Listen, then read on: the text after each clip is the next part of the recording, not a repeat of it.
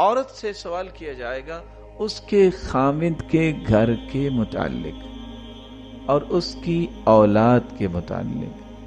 دو باتیں آئی ہیں اس حدیث میں. آپ صلی اللہ علیہ وآلہ وسلم نے فرمایا خیر النساء من تسرک اذا ابصرت. نو ڈاؤٹ ساری کی ساری دنیا قبیح نہیں ہے اور ساری کی ساری دنیا ایک جیسی نہیں ہے. اللہ نے رنگ میں بھی اختلاف رکھا ہے، طریقے اور سلیقے میں بھی اختلاف رکھا ہے. کتنے لوگ اپنے آپ کو حسن کے چیمپئن سمجھتے ہیں لیکن ان کو زندگی گزارنے کا کوئی طریقہ نہیں آتا. اور یہی وجہ ہے کہ حسن پہ ناز کرنے والی کتنی عورتیں ان کو طلاقیں زیادہ ہوتی ہیں. کیوں؟ گھرداری کا پتہ ہی نہیں، ان کو پتہ ہی نہیں میری ذمہ داری کیا ہے. اسی شریعت نے لفظ کیا بولے ہیں؟ آپ صلی اللہ علیہ وسلم نے فرمایا بہترین عورت وہ ہے جس کو آپ دیکھو اس کے طریقے اور سلیقہ شعاری کی وجہ سے آپ خوش ہو جاؤ. وَتُطْعِمَكَ إِذَا أَمَرْتَ، جب بھی آپ کا حکم ہو، جو آپ کا نظام ہے، وقت پہ آپ کو کھانا دے. وَتَحْفَظُ غَيْبَتَكَ فِي نَفْسِهَا، اور اگر تم وہاں گھر میں موجود نہیں ہو تو کبھی آپ کی عزت پہ کوئی علائشیں نہ آنے دے، اس پہ کوئی نکتہ نہ آنے دے. وَمَالِكَ، اگر آپ گھر میں نہیں ہیں تو آپ کے مال کے اندر کوئی ایسا خلل نہ آنے دے کہ وہ گھر میں نہیں ہے تو جو مرضی کر لیں، ایسا نہیں ہوگا. اب ان ساری چیزوں میں حسن کی بات کہاں ہے؟ ٹوٹل گھرداری، گھر کی دیکھ بھال، بچوں کی تربیت. اور آپ صلی اللہ علیہ وسلم نے قریش کی عورتوں کی تعریف ہی اس وجہ سے کی، دو وجہ سے. احناہ علی ولدی ارعاہ علی زوجی، اس قدر ٹوٹ کے اپنی اولاد کو قریش کی عورتیں چاہتی، ان کی ہر وقت نوک پلک درست کرتی، اور ارعاہ علی زوجی، اور اس قدر اپنے خاوند کی خدمت اور اس کا اہتمام کرتی کہ وہ مثال پیش کی اللہ کے رسول صلی اللہ علیہ وسلم نے. تو جو عورت گھر کی ذمہ داری کو سنبھالتی نہیں ہے، نہ اپنے گھر کو نہ اپنی اولاد کو، اس کے بارے میں اسے پوچھا جائے گا. اور سب سے بڑی ذمہ داری حقیقت میں ہے بھی یہ. آج تو تخیلات بدلے اور تخیلات کے ساتھ انسانی ذہن کے زاویے بدلے، نتیجتاً اللہ حضر جلال کی رحمت بھی وہاں سے بدل گئی اور کسی اور جگہ چلی گئی. آج تو اس بات پہ کوشش ہوتی ہے کہ اس کو نوکری کیسے مل سکتی ہے، بس یہ مجھے اپنے خامن سے مستغنی ہونا پڑے گا، میں نے اس سے کچھ لینا نہیں، یہ وقت پہ دیتا نہیں ہے. یعنی اس طرح کے سوالات کہ بس اوقات انسان سن کے شرمندہ ہو رہا ہوتا ہے. سعید بن مسیب کی بیوی کے پاس عورتیں اکٹھی ہوئی تو انہوں نے صرف ایک سوال کیا تھا، کیسے تم اپنے خامن سے بات کرتی ہو؟ تو اس نے جو لفظ بولے یہ لکھنے والے ہیں، کما تکلمون امراءکم، کما تکلمون امراءکم، جس طرح تم گورنروں سے بات کرتے ہو اس طرح ہمیں سکھایا یہ گیا ہے کہ بیویاں خامن سے بات ایسی کرتی. آپ صلی اللہ علیہ وسلم کے پاس ام یعقوب آئی، خطیبہ عورت تھی، بڑی خطابت کی ماہر تھی، اور اللہ کے رسول سے ڈائریکٹ سوال کر لیا کرتی. ایک دن سوال کرتی ہیں، یا رسول اللہ صلی اللہ علیہ وسلم، مرد تو ساری سبقت لے گئے، ہمارا کیا گناہ ہے؟ جہاد وہ کریں، صدقہ وہ کریں، حج وہ کریں، عمرہ وہ کریں، ان کے پاس تو مال ہے، ہم تو ان کے متحتی ہیں، تو ہم نہ جہاد کا درجہ لے سکیں، نہ صدقہ کر سکیں، نہ ہم جو ہے حج عمرہ کر سکیں. تو آپ نے بھی آگے سے 4 سوال کیے. بچوں کی تربیت کرتی ہو؟ کہا جی ہاں. کھانا پکاتی ہو؟ جی ہاں.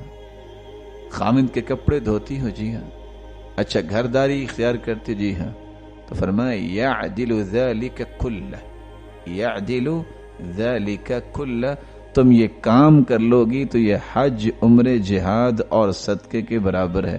تو کہتی ہیں یعدل ذلک کلہ، اللہ اکبر، یعدل ذلک کلہ، اللہ اکبر، یعدل ذلک کلہ، اور یہ کہتی کہتی وہاں سے روانہ ہو گئی، جا کے عورتوں کو خوشخبری دیتی ہیں، درجے چاہیے نا تو گھر بیٹھے آپ کو مل جائیں گے۔ شریعت نے جو بیان کیا ہے کہ قیامت کو سوال کیا کیا جائے گا، یہاں کس سوال کا جواب تیار کیا جاتا ہے جو ہونا ہی نہیں ہے۔ پی ایچ ڈی بھی کر لے تو سوال تو 3 ہونے ہیں، من ربک من نبیک ما دینک، جو پہلی کلاس میں پڑھایا جاتا ہے۔ یہ بتاؤ نا رب کون ہے، یہ بتاؤ نا نبی کون ہے، یہ بتاؤ نا تمہارا دین کیا ہے، یہ سوال ہونے ہیں۔ اور گھر کے ہر اس ضرورت کو پورا کرنے کی تگ دو اور لڑائیاں ہوتی ہیں گھروں میں۔ کبھی کسی نے سوچا ہے کہ سیدنا اسماعیل کو آداب فرزندی سکھائے کس نے تھے؟ سیدنا ابراہیم تو نہیں تھے، وہ تو ماں ہی تھی جس نے سب کچھ سکھایا۔ کیسے مدت کے بعد آ کے باپ کہتا ہے بیٹا میں آپ کو ذبح کر دوں، تو بیٹا کہتا ہے ابا جان کیوں نہیں، افعل ما شئت، آپ کر کے تو دیکھیں، ستجدنی انشاء اللہ من الصابرین، آپ مجھے صبر کرنے والا پائیں گے۔ یہ کس نے آداب سکھائے تھے؟ باپ تو تھا نہیں گھر میں، یہ ماں نے سکھائے تھے۔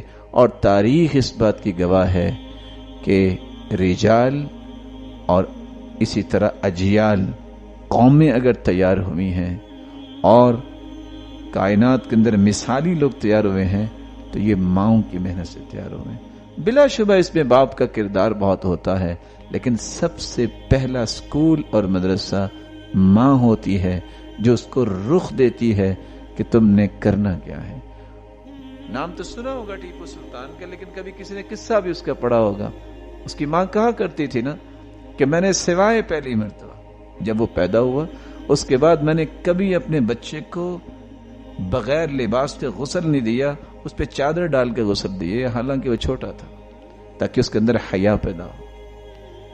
اور آج ان باتوں کو تو ویسے ہی ختم کر دیا گیا۔ تو رسول اللہ صلی اللہ علیہ وآلہ وسلم نے چوتھا یہ مسئلہ اس حدیث میں بیان کیا ہے، غلام بھی ذمہ دار ہے۔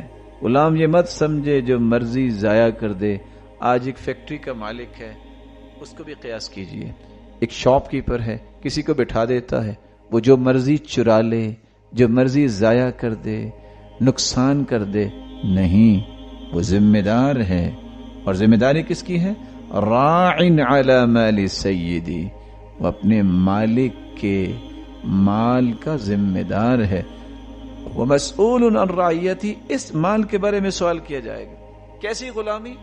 جیسے اس غلام سے پوچھا تھا عبداللہ بن مسعود نے کہ ابھی ایک جانور مجھے دے دو، کہتا نہیں، میرے مالک نے منع کیا۔ غلام تھا وہ، لیکن اس کو کہتے ہیں ایجوکیشن۔ کہتا ابھی مالک کون سا دیکھ رہا، تم قیمت لے لو۔ کہا نہیں، اس نے منع کیا، میں قیمت کبھی نہیں دوں گا۔ کہا تو وہ کون سا دیکھ رہا ہے؟ کہنا بھیڑیا کھا گیا۔ کہا وہ تو نہیں دیکھ رہا، لیکن میرے مالک کا مالک تو دیکھ رہا ہے۔ وعبد الرجل راعٍ، غلام بھی اپنے مالک کے مال کا ذمہ دار ہے۔ اور رسول اللہ صلی اللہ علیہ وسلم نے فرمایا تھا ثلاثۃ یؤتون اجرهم مرتين، 2 لوگ ایسے خوش نصیب ہیں جن کو ہر عمل کے بدلے دگنا اجر ملتا ہے۔ ہر انسان کو ایک اجر ہے جو شریعت نے دیا، لیکن اس کو دگنا اجر ملے گا۔ کون سا؟ ایسا انسان جس کے پاس لونڈی تھی، فیعلمها، لونڈی کو تعلیم دیتا ہے، فیحسن تعلیمها، اور اسے اچھی تعلیم دیتا ہے، ویؤدبها، اس کو ادب و آداب سکھاتا ہے، فیحسن ادبها، اور اس کو اچھا ادب سکھاتا ہے، ثم یعتقها، اور پھر اسے آزاد کر کے فیتزوجها، اسے شادی کر لیتا ہے۔ تھی لونڈی، لیکن اس کو تعلیم دی، ادب سکھایا، اور اس کے بعد اسے آزاد کیا اور اسے شادی کر لی۔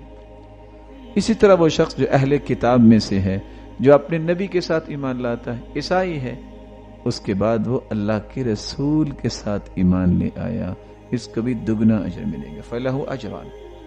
اسی طرح وہ غلام الذی یؤدی حق اللہ وینصح لسیدی، وہ اللہ کا بھی حق ادا کرتا ہے اور اپنے آقا کی بات بھی مانتا ہے، نماز بھی پابندی سے پڑھتا ہے، اور جو مالک کہتا ہے وہ بھی کام کرتا ہے۔